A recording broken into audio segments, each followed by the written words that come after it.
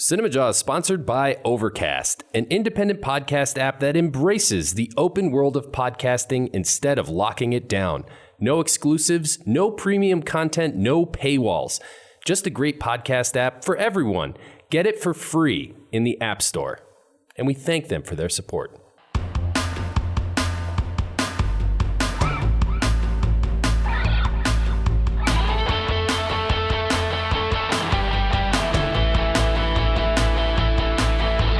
You're listening to Cinemajaw, the greatest movies podcast ever, recorded on location at Cards Against Humanity in Chicago. My name is Matt Kay, and with me is Rye the Movie Guy, and sitting inside the fish tank is none other than Fill Me in Phil. How's it going, guys? This week on Cinemajaw, Matt, we look at actors with disabilities. Yeah, this is great, man. It is. We have guests who are going to be joining us that are doing something really spectacular with a film festival that we want to highlight here on The Jaw. Cool. Can't wait to talk to them. We're going to be talking to Grishma Shah and Rebecca Torres about the Reelabilities Film Festival. And the name, too. I got to ask them who came up with the name Reelabilities Film Fest. It's clever. It is very clever. I dig. So get thinking, Jawheads. They may not even know actors with disabilities. Yeah. So it was a tough list. It was a tough list. I had to do some research, and I got a good 5. I can't wait to talk about. Good. Yep. Besides that, we have more going on, do we not, Phil? Oh, you know we do, Ryan. We are also going to be going eye for an eye tonight on Hobbs and Shaw, which is the Fast and the Furious spinoff. Not to mention, we have reviews of Once Upon a Time in Hollywood and The Nightingale. Yes, and since we are going eye for an eye on Hobbs and Shaw, I thought this is a good time for you to take Rebecca on and Grishma on in actors who have appeared in the Fast and Furious movies. Oh, great. I'll explain it more when we get there. I mean, I guess I sort of know who's been in them from all the commercials and trailers, right? Have you seen any of them? I saw the first one once, a long time ago. I still am. You're a Fast and Furious virgin? Yes, this is true. That might be the way to be. Film. That might be the way to be. Yes. Before we throw it into the fish tank for our Quentin Tarantino fact, a big announcement on the Jaw. We got some good news. I was wondering if you were going to talk about this. Yeah, I told Phil even, and I haven't told Phil yet. But for the first time, this was exciting. Got the word through the email. For the first time ever, Cinemajaw will be covering a film festival outside of the United States, and it's a big one. We are going to be covering the Toronto International Film Festival. Got press credentials, so we'll be up in Toronto getting the Jawheads some live feed from the red carpets and the movies. It's going to be fun. And the after parties. Oh, you know me. Yeah, I do. I'm a little afraid, to be honest. Yeah, this is awesome, man. Hey, it is. Congratulations to you. Yeah, thank you. It's going to be a lot of fun. Looking forward to it. And we have that Jawhead that we met, Chris, who always writes in on the riddles that we've met when he came into Chicago. Right, he's Canadian, and he's somewhere around Toronto. So, Chris. Maybe I'll see you when I'm up there in September. I think you have to make it happen, Chris. Nice. All right, Phil, I mentioned Quentin Tarantino. What do we got this week? Yes, this week's Cinemajaw Quentin Tarantino fact is a very costly one, and it has to do with his only Western film, The Hateful Eighth. The guitar that Daisy Domergue, played by Jason Jennifer Lee, plays while singing Jim Jones at Botany Bay was a priceless antique from the 1870s on loan from the Martin Guitar Museum and worth more than $40,000. At the end of the song, the script called for John, the Hangman Ruth, played by Kurt Russell, to grab the guitar and smash it into pieces. 6 replicas were built for the shoot and were supposed to be used instead of the original instrument before the smashing shot. But due to a miscommunication, Kurt Russell was not informed and did destroy the original guitar before anybody could stop him. Jason Jennifer Lee's shocked reaction in the movie is genuine and is seen in the real film. Since the Martin Guitar Museum subsequently announced that they will never loan a guitar to a film shoot again. That's awesome. That's pretty epic. That's awesome. I just rewatched it. Now I got to go back and watch that scene just to see her reaction. If you're going to smash a guitar, you might as well smash a priceless guitar. Wow, that is good stuff, man. Talk about good stuff, Matt. We are very fortunate to have our guests here, Rebecca and Grishma, who are running a film festival called Reelabilities. Grishma, Rebecca, welcome to Cinemajaw. Thank you. Happy to be here. Yeah. Hi. Reelabilities Film Fest is in its third year. Our third year, yes. And we should say your name and what you do in regards to the festival so that the listeners could put got a name to the voice. Yeah. Sure. I'm Rebecca Torres, founder of Backbones, which is the host organization of Reelabilities. So director of the festival along with Krishma. We're kind of co-directors. Yeah, I'm the third musketeer to join. We also have Matt Lauterbach, who unfortunately couldn't be here today, but he's here in spirit. And so he was the second musketeer, and then I joined later while I was doing my fellowship at UIC. We have a joke. A director, an editor, and a mass media consultant walk into a bar, and what do you get? You get Reelabilities Chicago Film Festival, yeah. Nice. I think that was your joke. I don't know if it was actually funny. Nobody makes Grishma laugh like Grishma, let me tell you. Oh, it sounds just like Ryan. So true. But okay, so how did the film festival get started? Whose brainchild and so forth? So the film festival, Reelabilities, is actually headquartered in New York, and it was founded in New York. But how it came to be in Chicago is that like I mentioned, I'm founder of an organization called Backbones, and it's for providing services for people with spinal cord injuries and disabilities. And part of my personal mission and professional mission is to change the way that people see disabilities and perceptions and stereotypes. And when I started the organization, I saw a lot of images about disability that were really sad and depressing, or, to the opposite of that, people with their arms up in the air and the sun shine behind them. Yeah, complete the other end of the pendulum, right? So, nothing in between those two extremes. And it really made me think that, how important image is and images are. So I sort of started curating an exhibition called Reinventing the Wheel, where we matched photographers all over the country with people with spinal injuries and had them create photo essays. And so this was exhibited here in Chicago in 2014. And then we were invited to exhibit it at the opening night at Reelabilities in New York. And just getting to meet all the people there, the directors of the film festival, they really liked what we were doing here, and our missions kind of aligned, and they told me, they asked me if I would bring it to Chicago. That's awesome. Because they wanted to do it here in Chicago. And I said no. Why? I love this story. Why did you say no? Because my background is in the arts, and I've in fashion and theater, but I've never done anything in film or anything. Like, I love film. I do love film, but it wasn't something that I felt like I was able to handle or qualify, maybe. And I've never put together a film festival. I don't know what I'm doing. And so they kind of kept at it until finally I was like, okay, this sounds like a fun project.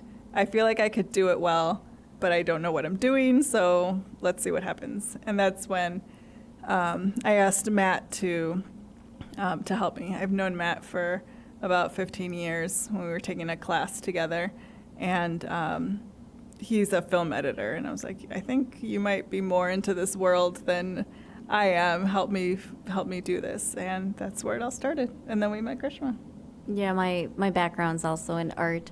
I actually did my master's in public health, and my emphasis was on entertainment. So how are we looking at entertainment to promote behavior change? So I was in a past life, I'm like a cat, I have many lives.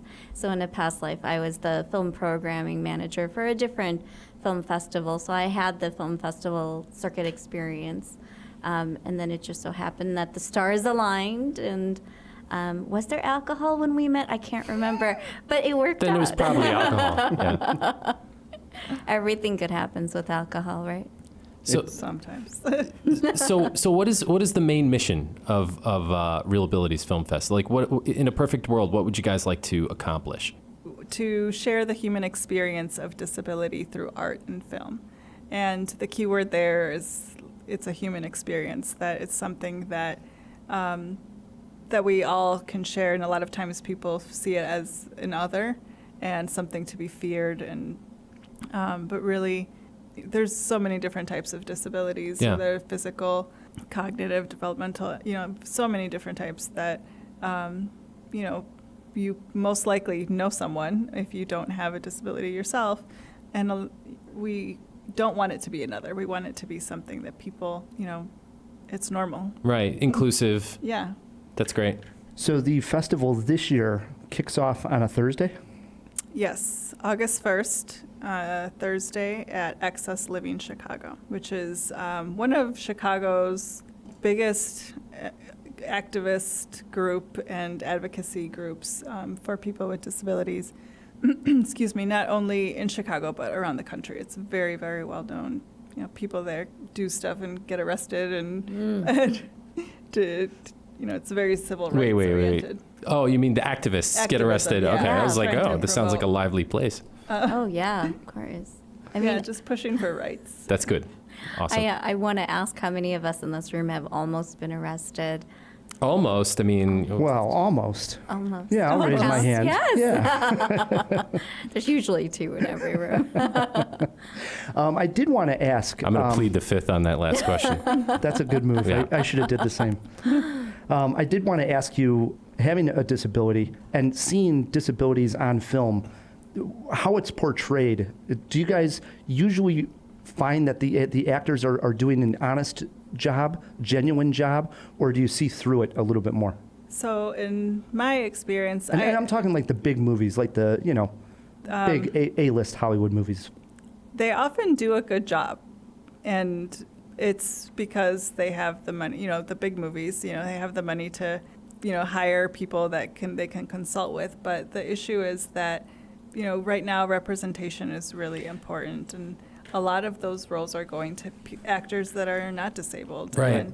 And, Like Gary Sinise, and Yeah. the recent one was, The one with Bryan Cranston. yeah. Right. Yeah, that was, people were just kind of like The Upside? was going it? crazy The about Upside, that. right. Right, I saw the backlash. Right, and there's a lot of articles out there that, disabled actors want to have these parts and should, but there's that sort of, I don't know, stigma of not casting them. Well, We need to change that. There's a couple of things. There's the stigma, but there's also, the opportunity is often not there for actors as well. Like if for auditioning, sometimes places are not accessible for them to even get into the door to audition for those parts. Or, casting people don't consider them as, or bring them in for those roles. And also education. A lot of, Right. acting schools aren't as welcoming as they could be towards actors or actresses with disabilities. So, that's one thing too. So the pool sometimes can be small of actors and actresses that are out there. Right. And that's also an issue. There needs to be more opportunities for professional development. If I can add, what's really interesting is that most of the time when we think of diversity, we think of color. Yeah. And then now what's really hot is the word inclusion. For me, diversity intersects with everything that's human, whether it's color, whether it's gender, whether it's disability. There's so many things about diversity that we don't look at or talk about, and that's one of the things that I want to change. And I believe that through storytelling, that's the way that we can connect with humanity, and intersectionality is super duper important. And what I mean by that is I could be a woman of color and I could have a friend who's white, and we're both women, but our experiences are going to be very different because there's that compounded layer of color within gender, and then you actually add another layer of disability within to that experience is going to be so different. And so it's all about those lived experiences.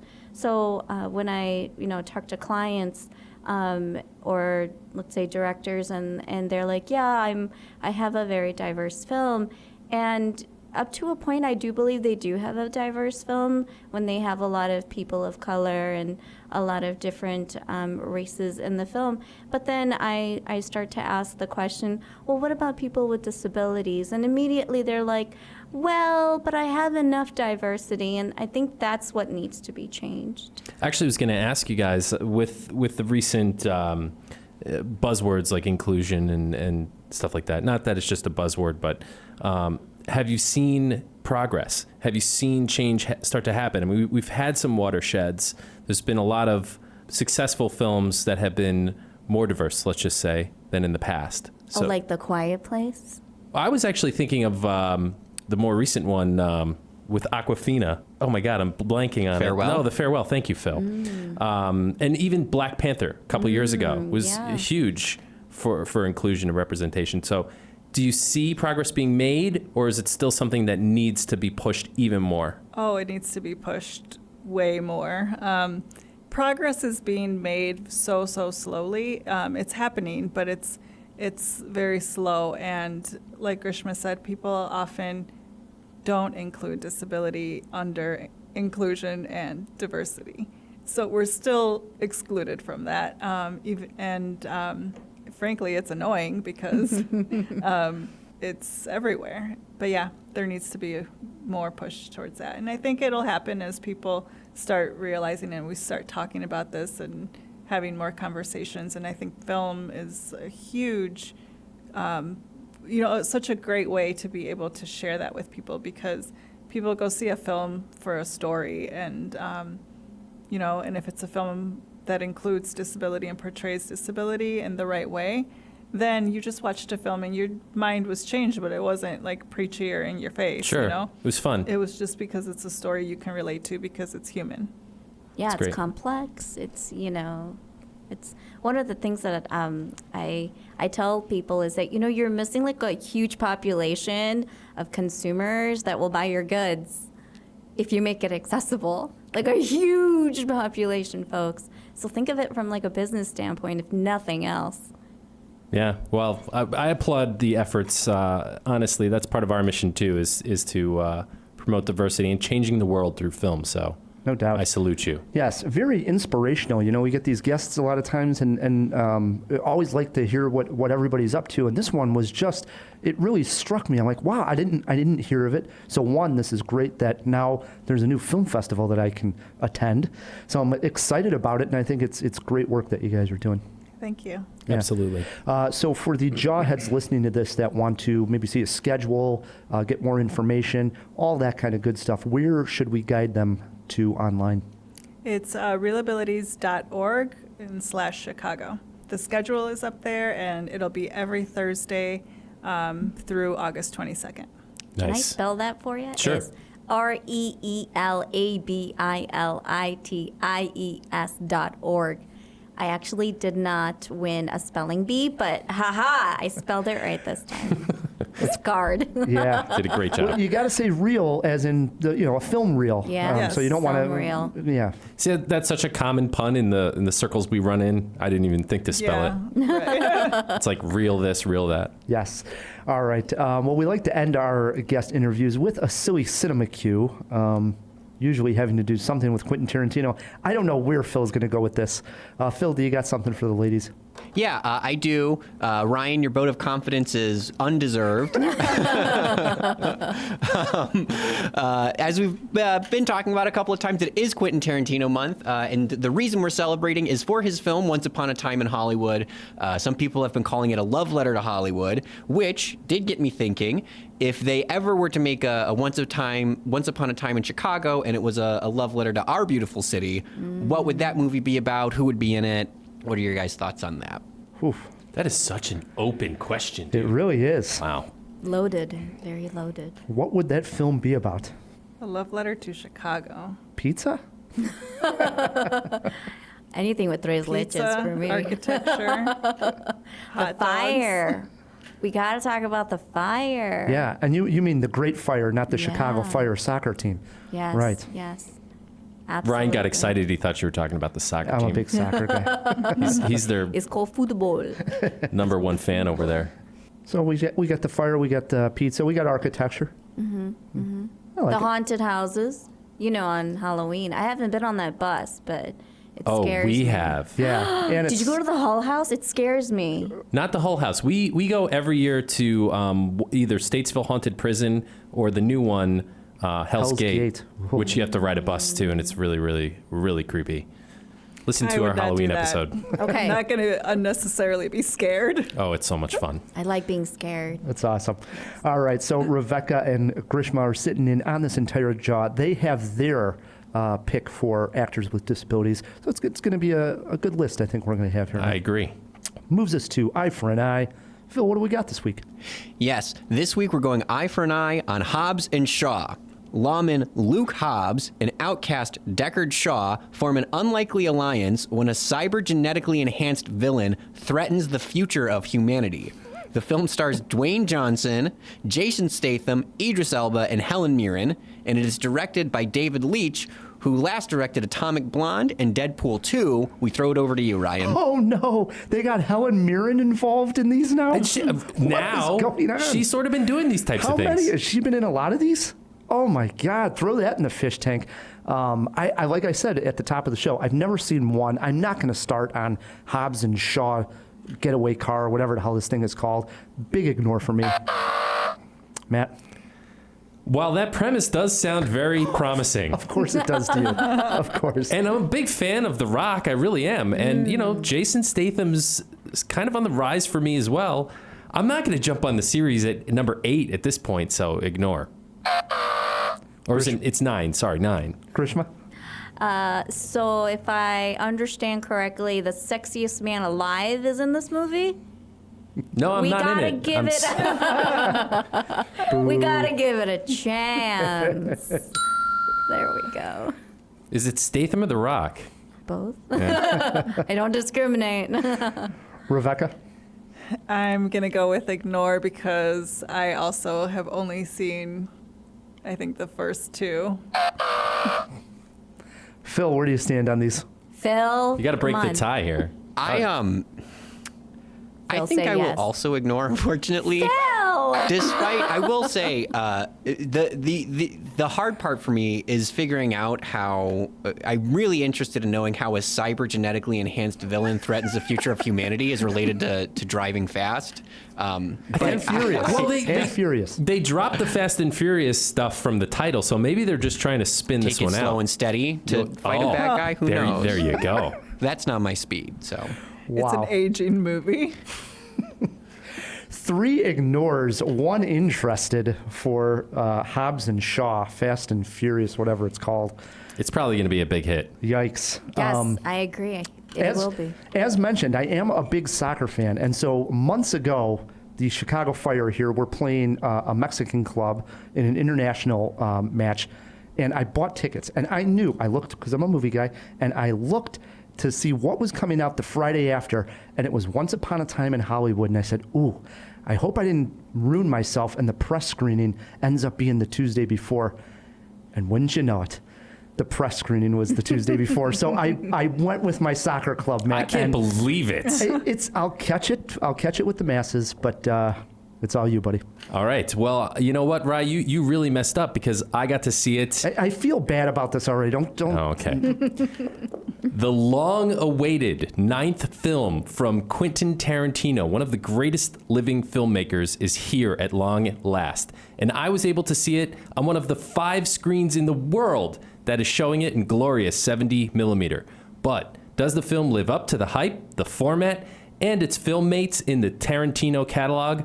I grabbed myself a seat at the world-famous Music Box Theater to find out. All right, what's the matter, partner? It's official, old buddy. Well, it has been. August night and the leaves hanging down and the grass on the ground. Here I am, flat on my ass. And who I got living next door to me? I'm Sharon Tate. I'm in the movie. You're in this? That's me. I play Miss Carlson, the klutz. Here's what you need to know. Rick Dalton, played by Leonardo DiCaprio, is an aging 1950s TV star caught in a vicious circle of drinking and getting more and more irrelevant as he guest stars as a villain on a new show each week. His best friend, stunt double, and general factotum Cliff Booth, played by Brad Pitt, more or less takes good care of his buddy through advice, enabling, driving, and home maintenance. The year is 1969, and Dalton happens to live next door to Sharon Tate, played by Margot Robbie, who, as we all know, was being stalked by Charles Manson and his followers. Wackiness ensues, Ryan, though perhaps it could have ensued a little quicker. More on that in a bit. Once Upon a Time is perhaps Tarantino's most unleashed film. It's not an exaggeration to call this a cinephile's fetish film. The movie is an absolute and total golden love letter of the sweetest kind to a bygone golden era of Los Angeles filmmaking. The kind of love letter a smitten teenager might write that shallowly ignores any flaws in its beloved. That isn't to say that the characters are without flaw. They most certainly are. DiCaprio's Dalton is barely functioning through the booze, white privilege, and constant smoking. Pitt's Booth, on the other hand, seems much more content and well-adjusted by comparison, but dark secrets and rumors about him follow him from set to set and limit his opportunities. This film is at its best during any scene with Brad Pitt. This may just be his best role to date, and I don't say that lightly, even though DiCaprio's character is the only one with anything close to a character arc, which brings me to my main detraction. I mentioned the lovesick teenager, Rye. They can be responsible for some of the best art ever and some of the worst. I suppose a closer analogy would be to a song or a poem with one transcendent verse and one that goes second verse, same as the first, unironically. The movie does linger just a little touch too long here and there. True, we get to live in the world, hear the radio, and see the television, but less is more could have saved the movie from being just a tad bit bloated, like Rick Dalton's face. However, that may have been the point. It's very common in a Tarantino film that there's some violence, and with Sharon Tate and Charles Manson as characters in the film, you might have guessed where things are headed. Perhaps it was that anticipation that made me impatient.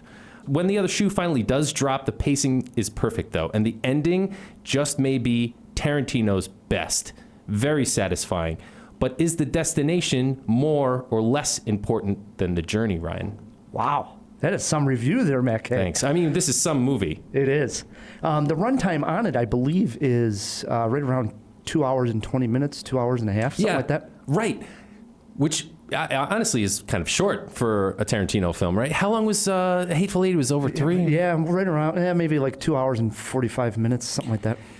Throw that in the fish tank. This is one I'm obviously going to watch again, but I'm not as excited to watch it again as I was for a Pulp Fiction or even a True Romance, one that he didn't direct. The writing is there, but like I said, he sort of just like lingers with no dialogue. You hear the TV or the radio going on in the background. Tarantino loves that, right? You hear the period commercials, which that part of pop culture he's so obsessed with. And I felt it was just a little bit indulgent, and it slowed the movie down a bit. Now, you mentioned Brad Pitt, maybe his best performance. That's saying a lot. This is also noteworthy as DiCaprio's first role in 4 years.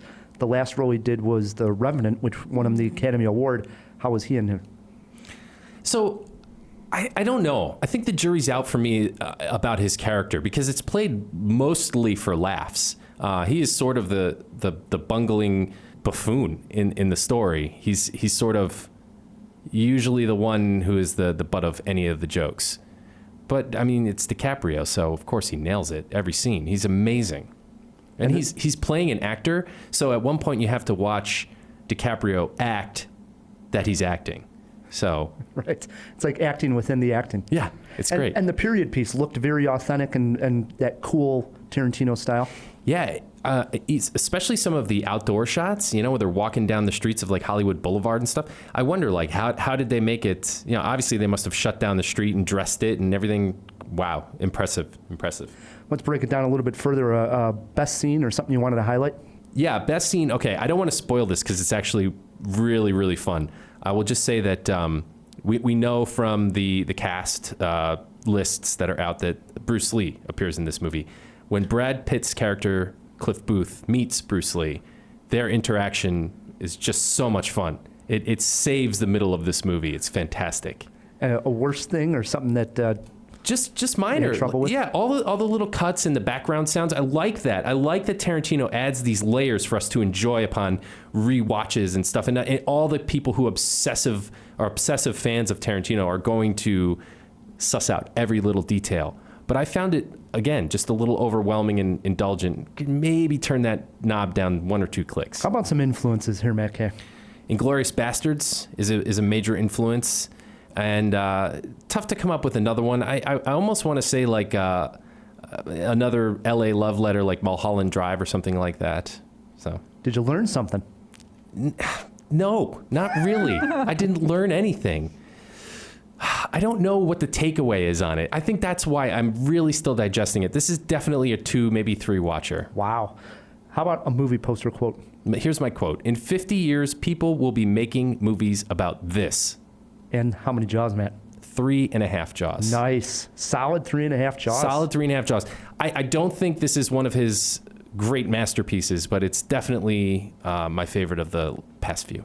Wow. Well, I'll be seeing it also over at the Music Box. If you're listening to this and you're in the Midwest or Chicago, you are right, Matt. It is one of 5 screens showing it in 70 millimeter. That's pretty impressive. On the globe. That's awesome. That is awesome. So we're very fortunate. Right in our backyard. That is great. Yeah, indeed. And Ryan, I would like to pose this. Once you see it, we should do a Cinemajaw spoiler lounge. Yes, we will do that on the next episode. Because the ending is really what people will be talking about. Yes, that gives everybody a little time to see it too. Good idea, Matt. Okay, perfect. Now, I usually got some fancy transition here, but I didn't see the movie, so I don't know if I'm supposed to say, well, there weren't any actors with disabilities in this one, but that is our topic this week.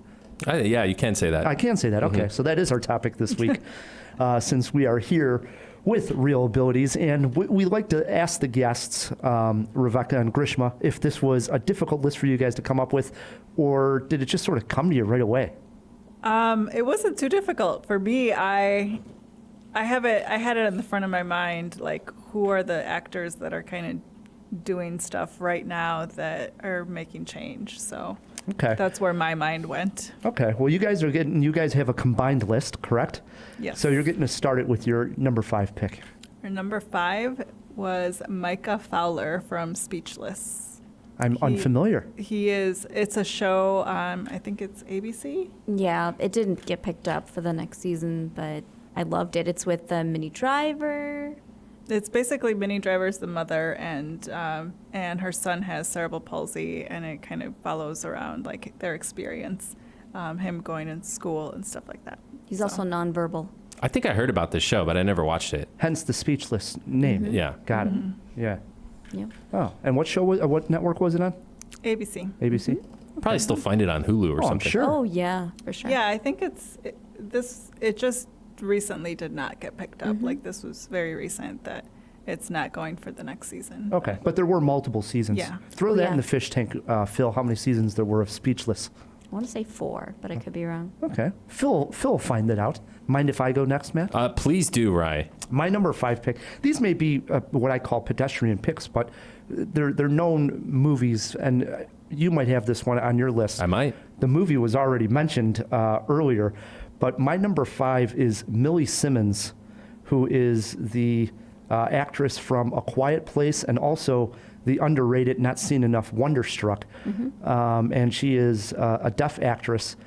And in this Wonderstruck, I told this on the show, I just love to make an ass out of myself, so I'll recap the story. I went and I don't like to see what these movies are about going into it, so I had no idea what Wonderstruck was.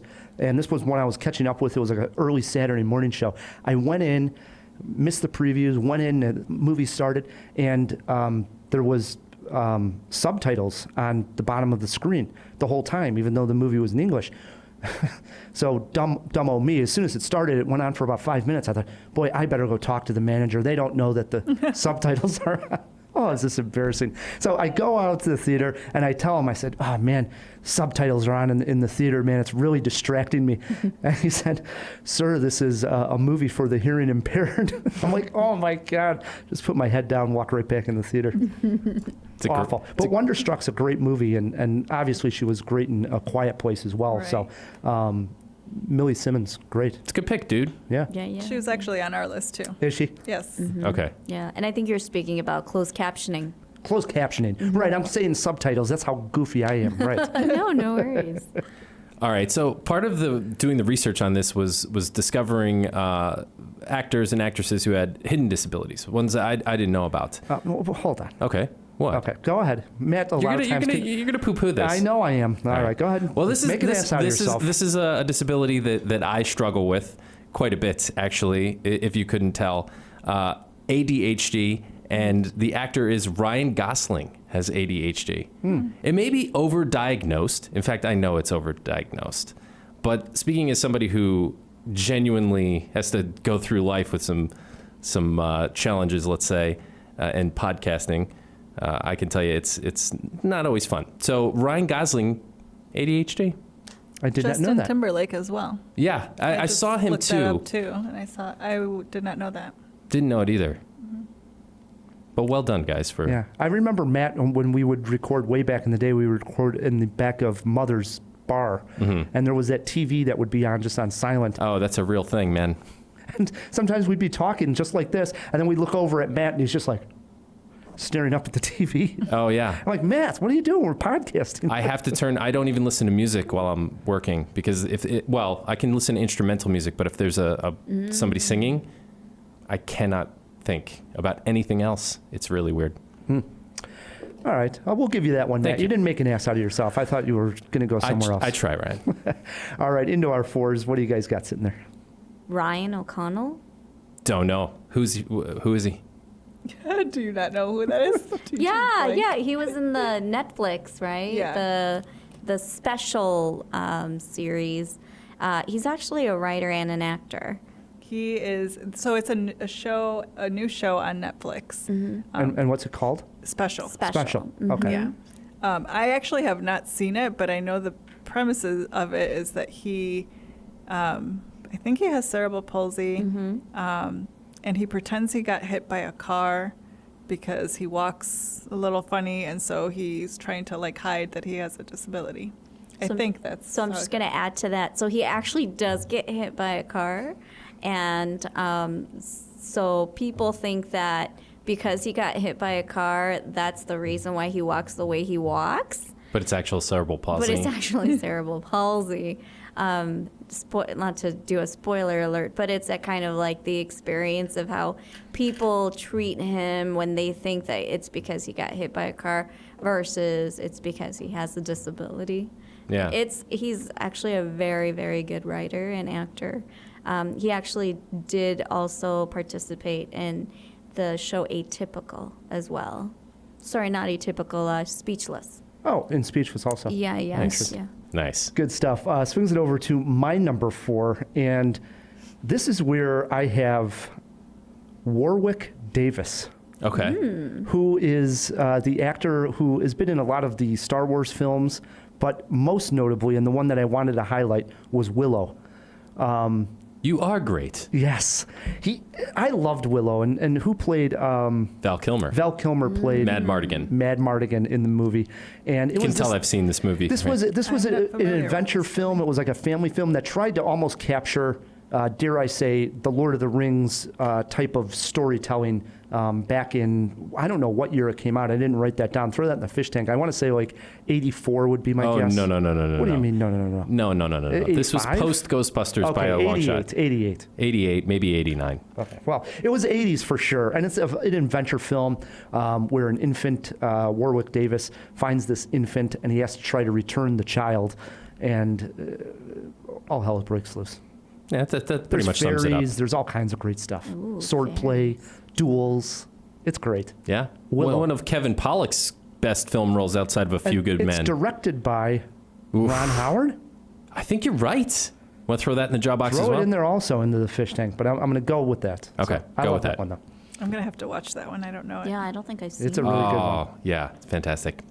All right, that swings it to me. This one's a bit of a cheat, but I was just so inspired and impressed by this movie that I felt like I had to include this person. He's not necessarily an actor. He is the subject of a documentary. The name of the documentary is Dealt. Have you guys heard of this? No. I don't think so. Okay, so this guy, Richard Turner, is the greatest living card mechanic. So what he does with a deck of cards has been lauded as the best in the world. He's a master at manipulating cards in every way imaginable. He's also a 3rd or 4th degree black belt. I don't remember what degree, but like a master of martial arts as well. And he's completely blind. So it's impressive in and of itself to have those achievements, but to do so without sight is almost impossible. Like to be a card mechanic and not to be, I don't know how he can tell what cards it is. In fact, it's a big mystery, the one that he's kept a secret. But if you watch this film, it's his spirit and his determination. He took a lot of flack from the blind community. For a long time, he denied being blind. He would go on talk shows to just, demonstrate his magic and stuff, and just would pretend. He would just look at the camera and people would not know, and they would never suspect because, again, how could you do these card tricks? Mm-hmm. But so this movie is sort of about him coming to terms with his disability and the story of how he overcame so many things. He was also a motorcycle, like a stunt person on a motorcycle. Again, That's awesome. Yeah, crazy. He just wouldn't take no for an answer. It's just an inspiration. Great movie, Dealt. Check it out. Netflix? Yeah. Nice. Yeah. Gotta love Netflix. Yes, absolutely. Into our 3s we go. Who do we have sitting there? This was number 1 for me. Our 3s was actually Millie Simmons, so All right. Little crossover. crossover. Yeah, it's a good pick. And it actually blends into my number 3 because I have another deaf actress. The only, get a load of this fact, Matt, the only deaf actress who's ever won the Academy Award for Best Actress. Okay. And I'm speaking of Marlee Matlin, who won it for Children of a Lesser God. And the great Roger Ebert gave the film 3 out of 4 stars, but I wrote down his description of Marlee's performance. He says, the performances are strong and wonderful, not only by Hurt, one of the best actors of his generation, he's speaking of John Hurt, but also of Matlin, a deaf actress who is appearing in her first movie. She holds her own against the powerhouse she's acting with, carrying scenes with a passion and almost painful fear of being rejected and hurt, which is really what her rebellion is all about.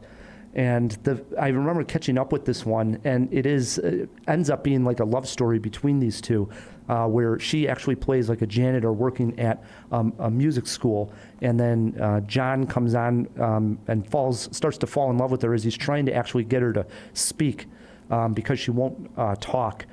Even though she has the ability to speak but just won't, and all she does is sign languages, and trying to get her to talk, the two actually get into a relationship, but she's still so afraid of being hurt, as Roger Ebert describes in the performance there, that she actually can't continue on with the relationship.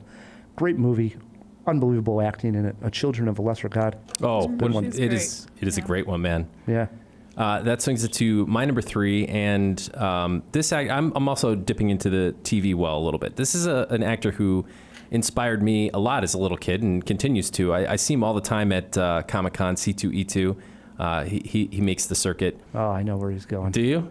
Lou Ferrigno. Yeah. Who's TV's Incredible Hulk, which, by the way, I think that series still holds up. Like, I watched a couple episodes just to get prepared. I did. It still holds up, man. That show was fantastic. You didn't like the Hulk? I did, but I mean, I can't say that did. it. Oh, yeah. You had a Hulk lunchbox, didn't you? I was a kid and I loved the show, but I mean, I wouldn't say it holds up now. Oh, it does. It does. I don't know what it is, but it's sort of this adventure, this wandering guy who can never really plant the roots he would like to, because he's got the Hulk, of course, living inside of him, which can come out. So many great metaphors there. But Lou Ferrigno, of course, was also hearing impaired, and didn't know that when I was a kid. And cool, interesting. Yeah. He does pop up in a couple of movies.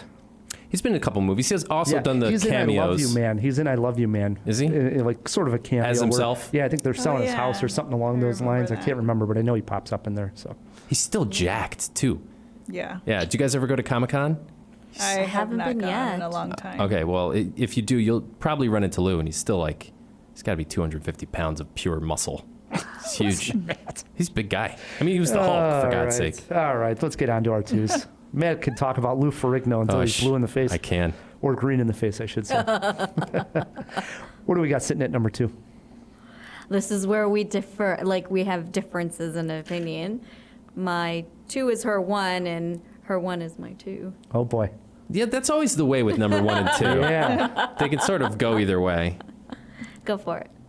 The 2 is Peter Dinklage. Well done. Yeah. On my list also. I actually have him listed as number 1. Yes. No.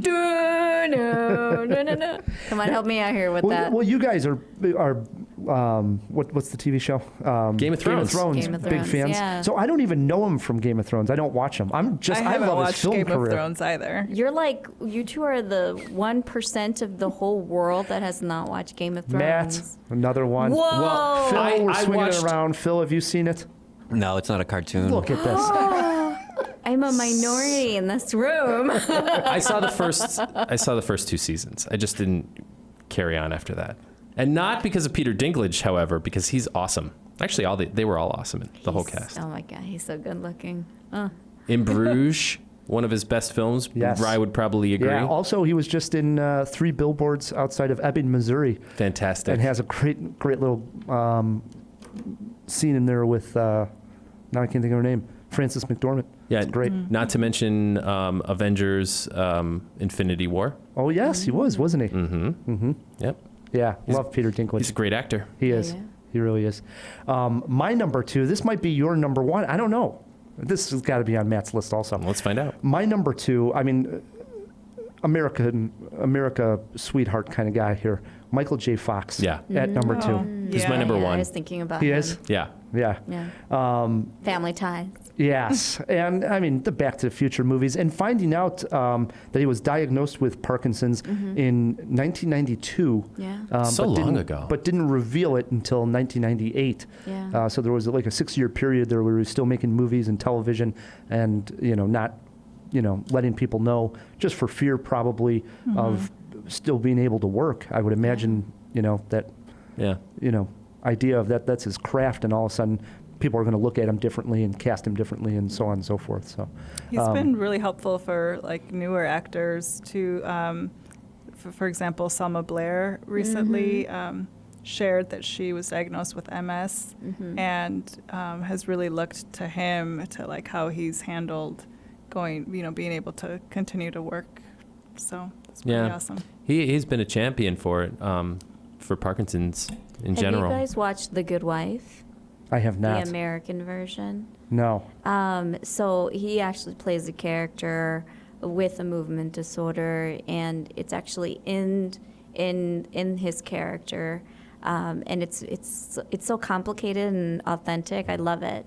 You should definitely check out the episodes of The Good Wife where he plays. Nice. I will. Yeah, the lawyer. Matt, what do you got sitting at 2? All right, at number 2, I have Mike Birbiglia. Who? You guys familiar? No. So he started off as a correspondent on This American Life, and he went on to have a one-man show called Sleepwalk with Me that was turned into a film called Sleepwalk with Me. I saw it. He has, I forget the name of his disorder, but it's rapid eye movement sleep disorder, which essentially causes him to sleepwalk, is I guess the common name for it. And he has it to such an extreme level that it not only disrupts his waking life, he can be in very real danger certain times when he's asleep. He jumped out of a hotel window, which I think was on the 3rd story, cut himself up on all the glass, not to mention the fall, pretty injured from that. So that really was the catalyst for him getting treatments and help. And that's what this first movie is about. He followed it up with another film. We'll have to throw that in the fish tank because I forget. But he's sort of a rising star on the comedy circuit and the indie comedy circuit. So I can recommend Sleepwalk with Me. That was a funny film. yeah, well, and that's the true story of it, of his life. Interesting. Nice one. Into our ones. This our number 1 pick. What did you guys save for us here? For me, it was Peter. So go for it, Rebecca. For me is Ali Stroker. Yeah. She recently won a Tony for Oklahoma, right? Oklahoma Revival. She was also in Glee and a bunch of other stuff. But she's doing some pretty awesome stuff and on Broadway and on the screen. I loved her speech. She was saying, to all those, you can do it. Like, I'm here. That means you can do it. And when I heard that, it felt very authentic because it's so rare to see representation and to have that there. And then there was an article that I read about how that actual space wasn't accessible, so she wasn't able to sit with her friends because she had to be in like the back stage area. And so that's also something, that was unforeseen. It was an unintended consequence. Of course, you want it to be accessible, but like Rebecca was saying. It wasn't unforeseen. It's the Tonys. They should have prepared for it if she's she one of the was nominees. nominated. Yeah. Good point. There should have been a ramp there for her to be up there to go on stage with her fellow cast members. I was a little bit mad about that, as you can tell. Mm-hmm. And when she had to sit in the back of the stage too, waiting for, to find out if she won. Yeah. Mm-hmm. So again, she wasn't out in the audience with her fellow nominees, which it's the Tonys. I mean, in theater, they have crazy things like people come out from the top of the. Yeah. It's like a zip line to the stage, they right? can do so many things on stage. Like a ramp is the easiest of things that they could have provided. Mm-hmm. Do you think now it's changed? Do you think I as hope we so. speak it's already changed? I don't know. Should we put that in the fishbowl? Put it in the fish tank. See if you can find anything in there, in the fishbowl, as Grishma calls it. Yeah. My number one, as I mentioned, was Peter Dinklage. One movie I will mention that we did not talk about is The Station Agent. Oh, you love this movie. I do. And this was, I think, the first time I ever saw Peter Dinklage in a movie or anything. The film came out in 2003. It's Dinklage, Patricia Clarkson, and Barbie Carnevale, this actor. And also Michelle Williams is in the movie. It's quirky, but about friendship. Just love this movie. And the three of them are friends, this Patricia Clarkson, Bobby Carnevale, and Peter Dinklage. I love it. I recommend it to everybody because everyone's like, what is this movie? And then when they watch it, do you own it? Great. Do you own a copy of it? I don't. I was asking because I want to borrow it. Yeah, I don't. Okay. See if it's streaming anywhere, Phil. Boy, that fish tank's loaded up. Fishbowl. See if The Station Agent is streaming. That was my number one, Peter Dinklage. All right. Mine was Michael J. Fox, but I got a quick audible. Again, like doing the research on this, Hugo Weaving, I did not know, is a severe epileptic and actually couldn't get a license to drive. And I guess his epilepsy was severe enough. And obviously he's had some tremendous success. Some of my favorite movies, The Matrix, The Lord of the Rings, and stuff like that. So there you go. I agree. I like all your picks. They're like people I didn't know about. Yeah. So Same. good job. Yeah. Your research. Yeah. Like invisible disabilities is what, Matt actually getting a compliment on his list? What is going on here? It's the Twilight Zone. I was so nervous that Matt was going to pick Professor X. Yeah. And I was going to punch you right in the face. Well, I did get the Hulk on there, man. I have to get the comic books on there somehow. All right. Hey, if we missed an actor with a disability that you want to highlight and you have Twitter pulled up, shoot us a tweet at Cinemajaw, or you can email us feedback@cinemajaw.com. What we're going to do is take a quick break, but still to come, Matt, we have a review of the Nightingale plus some movie trivia. Stick with us. Let's all go to the lobby. In honor of Cinemajaw's Quentin Tarantino month, we celebrate with this classic scene between John Travolta and Uma Thurman and a $5 milkshake. Delicious things to eat. What a jip. Martin and Lewis. Vanilla Coke.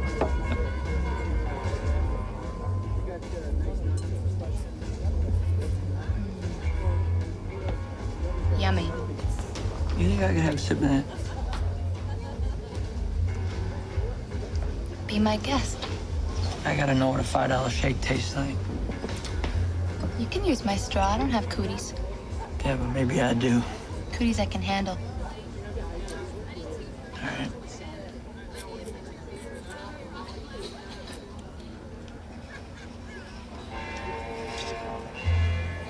God damn, it's a pretty fucking good milkshake. Told you. I don't know if it was worth $5, but it was pretty fucking good. Let's all go to the lobby. Hey Jawheads, it's Matt K with a quick reminder of this month's riddle. You got one more week to answer it, and we're gonna sweeten the pot with a $25 gift card from Fandango to the winner. So, without further ado, here is this month's riddle. I was adored by thousands of right-wing Pennsylvanians before I got shot, including Jack Black. Starring alongside Robin Williams when he had a mustache made it difficult to keep a straight face on set, I imagine. I was a good person who didn't make a lot of sense when Sean Penn pinned a crime on me.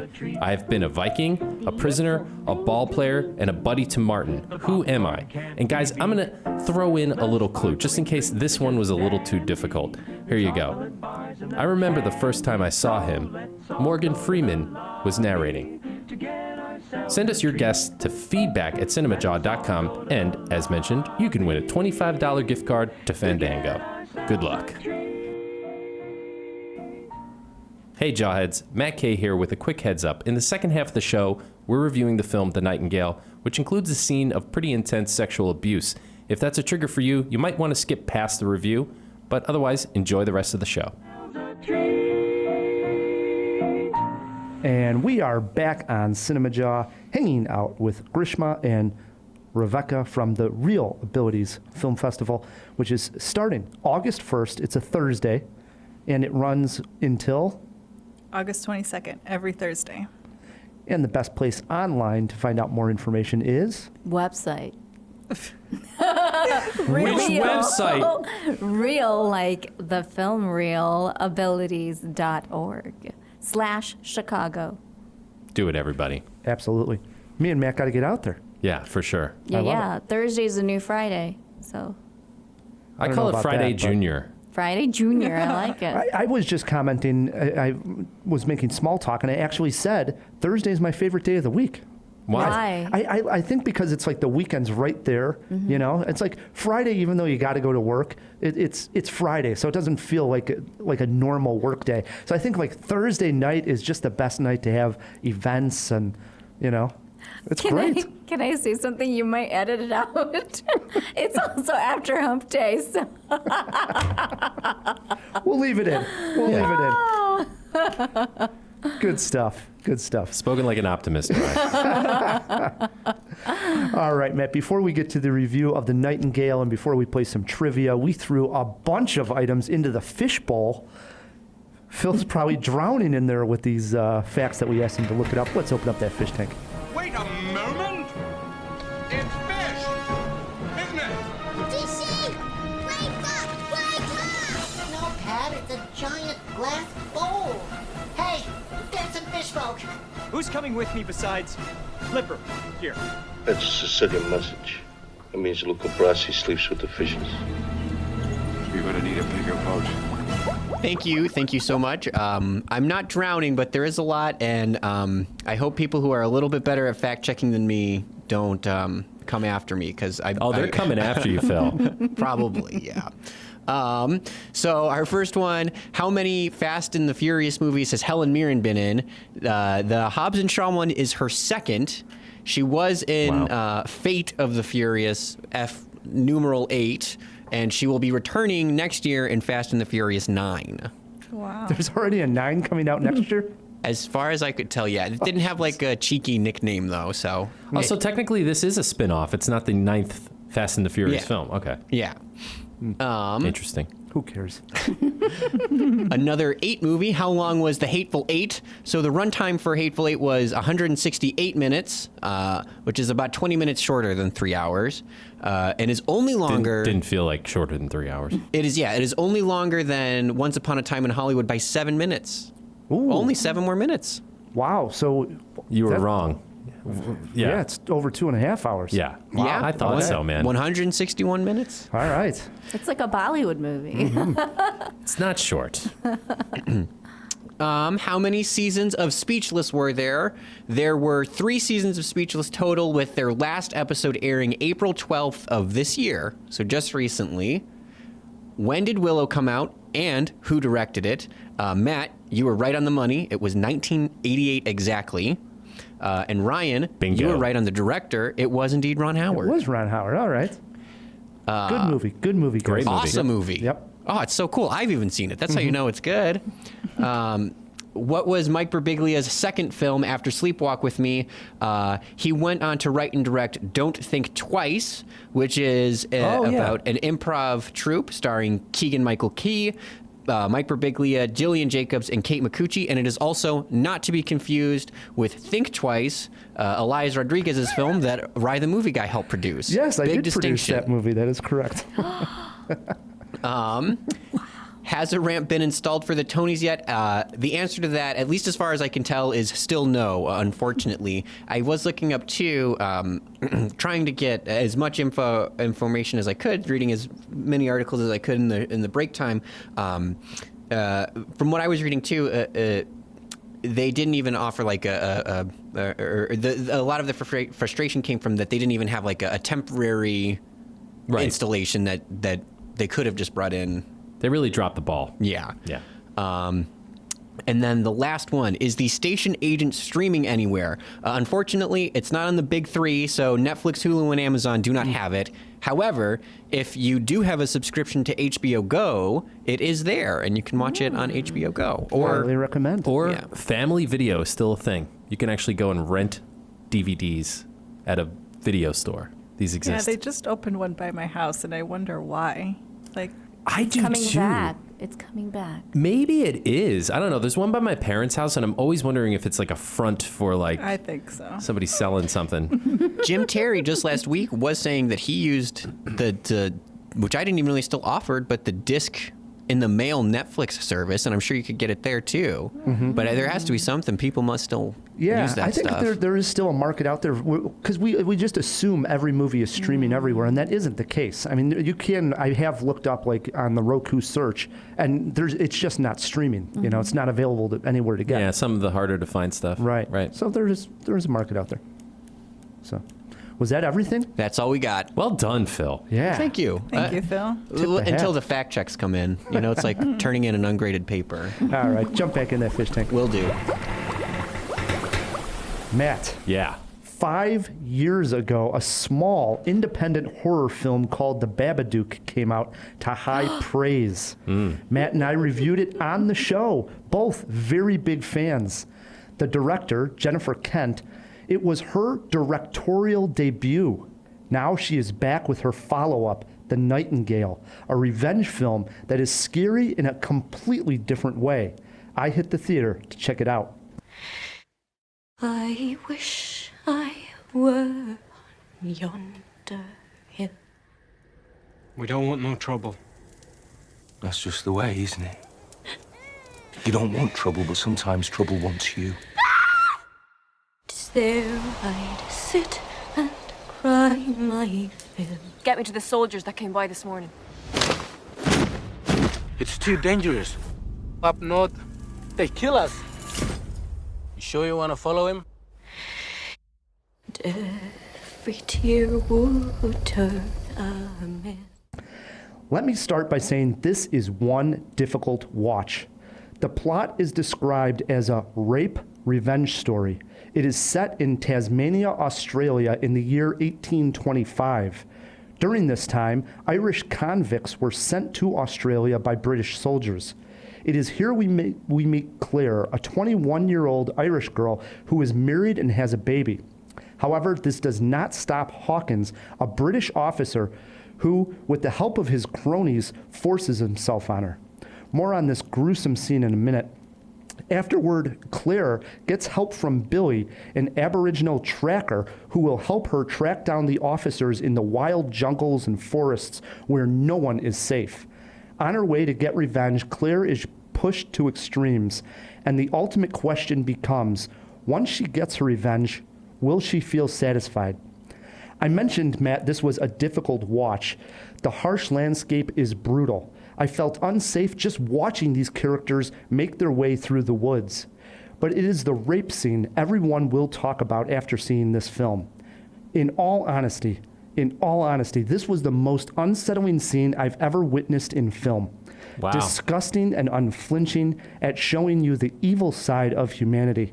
There has been stories already about screenings, a person passing out in a theater during the scene, and I will give credit to the Chicago Critics Fest and the Music Box, who came out on stage and gave a strong warning that the film deals with sexual abuse and many people may not want to or be able to sit through it.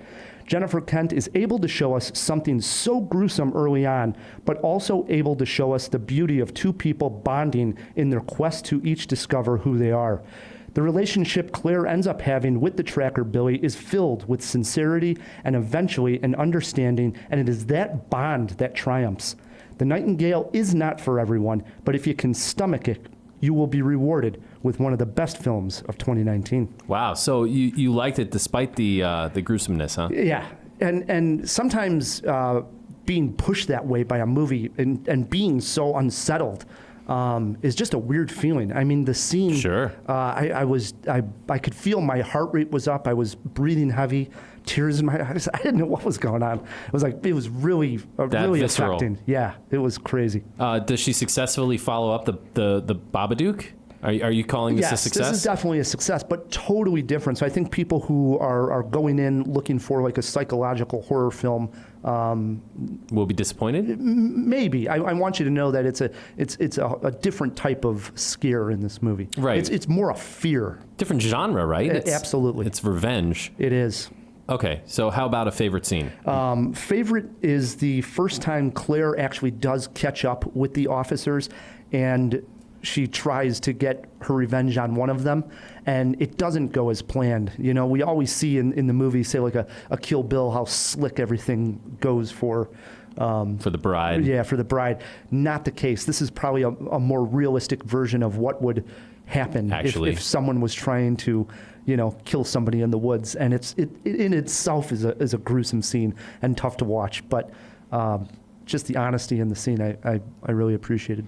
All right. What about any scene you had trouble with? I mean, maybe the rape scene being almost too much. And it is just, like I say, unflinching. It shows you just how awful it is. It's just not for everybody. So I'm not saying it's the worst, but be prepared. Fair. All right. How about influences? There was an Australian Western film called The Proposition that came out. I looked up. It takes place in the same time frame. It's a Western. It's a little bit different, but also showcases a lot of that Australian outback during that time, and just how ruthless everything was. And there was so few ways of keeping law down in the land at that time. Yeah. You got any movie poster quotes? I went with a word I used to describe it: unflinching, powerful, be prepared. Okay. Did you learn anything? I did learn. After the movie ended, I read up more on this whole the convicts being shipped off to Australia. Right, because that's like kind of a legend. Right. And I'd heard of it before. Seeing this movie, it made me go home and start reading all about it and how many were cast off from, England and Ireland and parts of the world where they just decided to bring everybody to Australia to get them away off their continent. And all hell started to break loose down there. Nuts. It's crazy. Yeah. Nice. You went down the rabbit hole. Yeah. 4 Jaws, Matt K. For the Nightingale. So, like I say, if you can stomach it, I'm recommending. Opens up limited release August 2nd. So after you go to the Reelabilities Film Festival on Thursday, the best day of the week, you got this opening on Friday. So, nice. Yeah. There you go.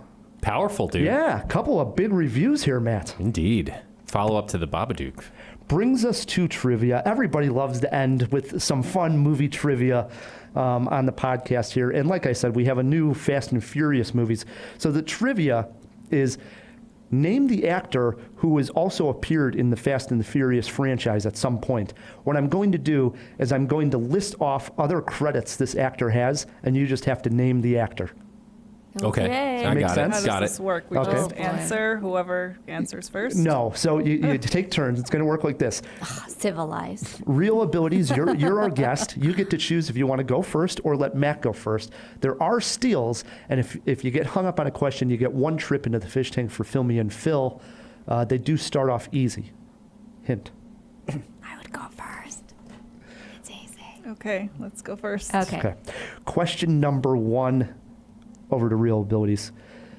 This Fast and Furious actor also starred in Monster, Mad Max Fury Road, and Atomic Blonde. Actress. This is an actress. Oh my God, Charlize Theron. 1-0 Reelabilities. They are on the board. Question 2 over to Matt K. Matt, this Fast and Furious actor also starred in Triple X, Guardians of the Galaxy, and Pitch Black. Vin Diesel. Get the easy ones out of the way. Here we go. That was easy? Yeah. This actress, who appears in the Fast and Furious movies, also starred in Justice League, Wonder Woman, and Keeping Up with the Joneses. Are we talking about one of like the actual Wonder Woman? Who played Wonder Woman? I don't know. Can we? You want to? This is only question 3. Do you want to go into How many are there? Like there's 8? There's 8 questions. Oh my gosh. You do have a lifeline if you want to use it. Sure, I guess. Wow. Question 3. Let's do it. Phil, we jump into the fish tank. Who starred as Wonder Woman? Alrighty, Reelabilities team. Your clue this week, she's a real great gal. A real great gal. It's like Gabbit or something like that. Oh, Do I man, get to the it? judges. Do The I judges get are no. Phil is saying no. He's our judge. He's saying no. So Wait, close. say it again. What did No, you say? I don't want to. Can you just like give me the benefit? Any more? One more guess? You were very close. I know. Give it to me. Give it to me. No. Wow. Is wow. it Gabat? That's even closer. Give it. Gal. We're going to give it to her. Okay. We're going to give it to her. Yay! Gal Gadot. Gal Gadot. Yes. 2-1 Reelabilities. Wow. Question Rebecca, step it up, Rebecca. Trivia. Question 4 over to Matt. Matt, this Furious actor also starred in Crank, The Mechanic, and The Meg. Jason Statham. Everybody perfect halfway through Oh, the yeah, trivia. but I'm really worried because those are the only ones that I know. Question 5 over to Reelabilities team. Also, this Furious actor also starred in The Hateful Eight, Tango and Cash, and Miracle.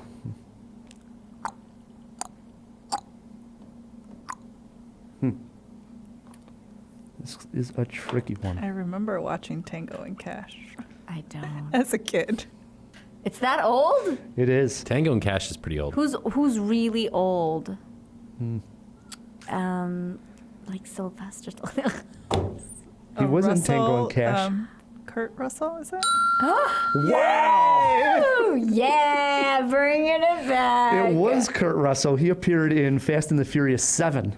So if I you're did keeping not track know at that. home. True story. My memories Yes. of Tango and Cash. Question 6 jumps over to Matt K. Matt, this Fast and Furious actor also starred in Hitchcock, The Debt, and The Queen.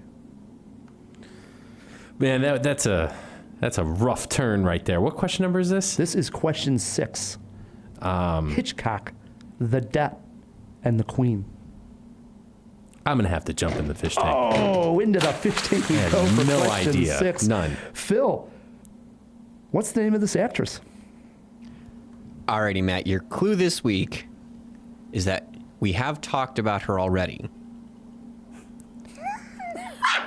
Helen Mirren. Wow. We talked about her. Well, the Queen, yeah. I tried to sub it out because I thought Matt would get distracted. The other clue is a dame, and I knew he would get it. I wouldn't have, actually. Wow. I liked your other clue better. 3-3, 2 questions left. You can cut the tension in the room with a knife. Question 7 over to the Reelabilities team. This Fast and Furious actor also starred in Hustle and Flow, Crash, Max Payne, and Show Dogs.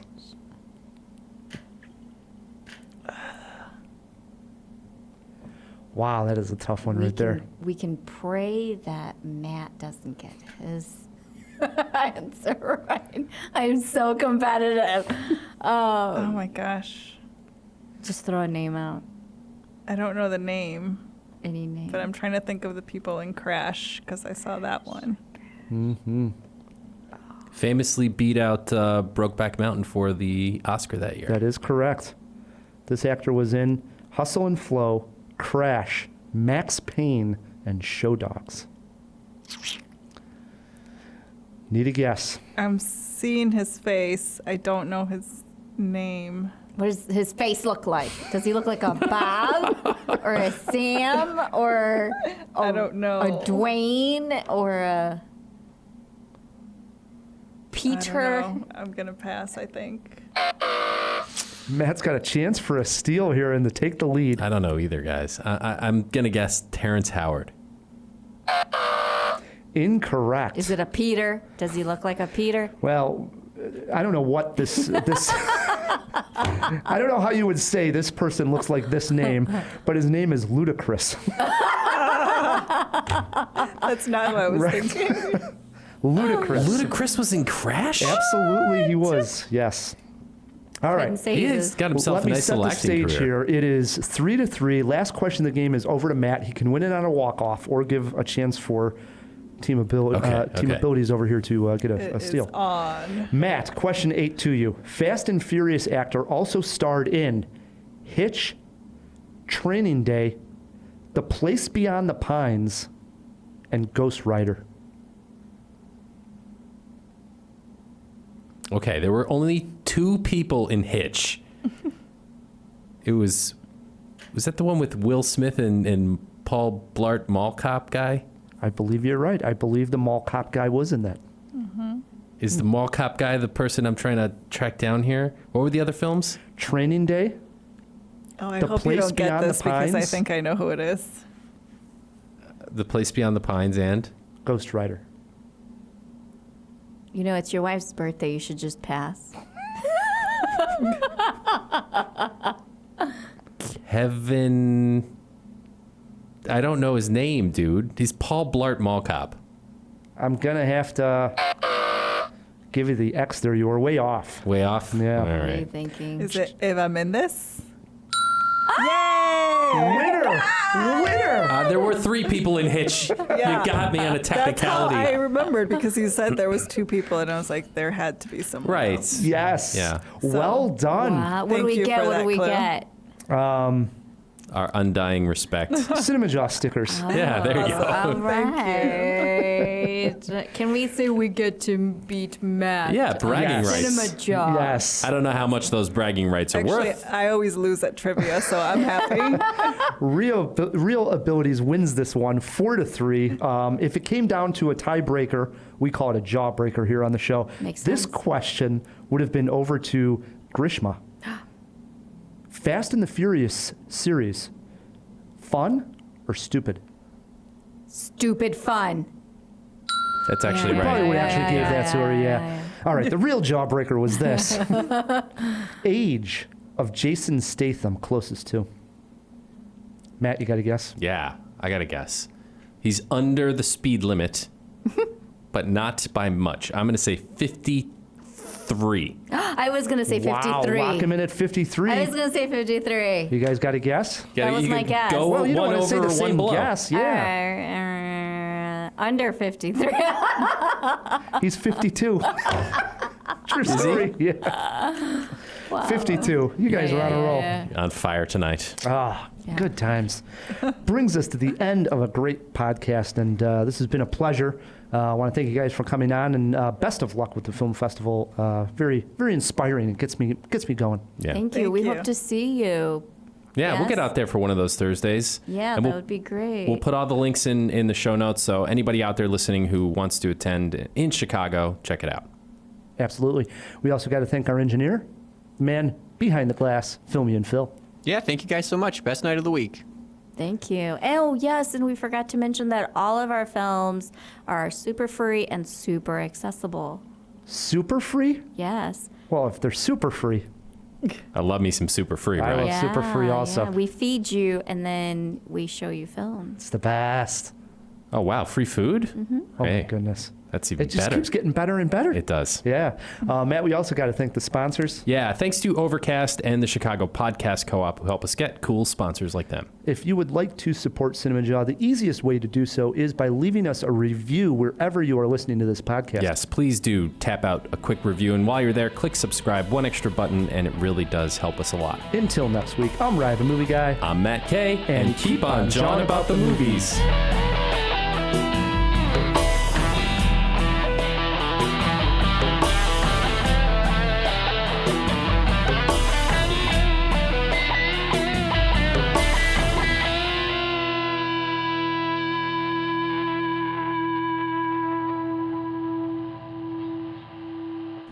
You know, Ryan, it's the 24th of July while we're recording this, and that happens to be my wife's birthday. Heather's birthday? Heather's birthday is today, and selfishly, I am here recording a podcast, so I wanted to make a special dedication to her. The woman who makes podcasting possible for me, and all the Jawheads, really. So happy birthday, Heather. And as a special treat for her, we are going to sing Happy Birthday along with the team from Reelabilities Film Festival. Oh, Happy birthday, Heather. You guys ready? A 1, a 2, a 1, 2, 3, 4. Happy birthday to you. Happy birthday to you. Happy birthday, dear Heather. How do you put up with Matt? Happy birthday to you. I love you. We love you.